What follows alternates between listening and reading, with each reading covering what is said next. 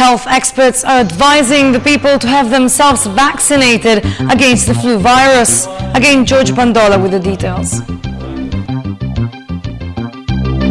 Health professionals call on people to get vaccination against new and emerging communicable disease.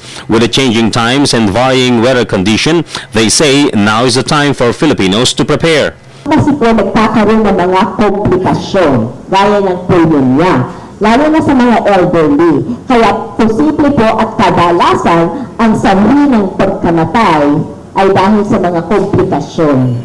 So may tinatawag tayong influenza-like illness na may lagnat, lalo sa mga bata. Sa matatanda po, fever is not a common symptom ng influenza sa matatanda.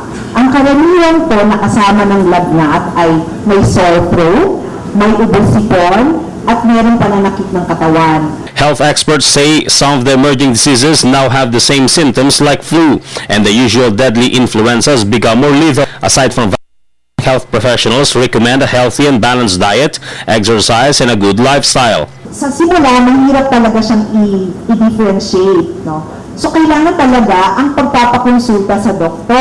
Navota City knows this will come. Aside from school lectures on the importance of clean and healthier environment, the city's local chief executive ordered all his men to enhance disaster mitigation alongside health and sanitation. Tuloy-tuloy yung paghahanda po natin at syempre training dun sa mga rescue natin at the same time training dun sa mga kasama po natin sa baba, yung mga barangay leaders po natin. Tapos yung campaign natin laban dun sa paglilinis at pagtapo ng basura. Tuloy-tuloy po yun. Every 2 weeks po yun. Meron kaming clean-up drive kasama yung komunidad, mga estudyante, barangay at kaming kasama dito sa city. Also.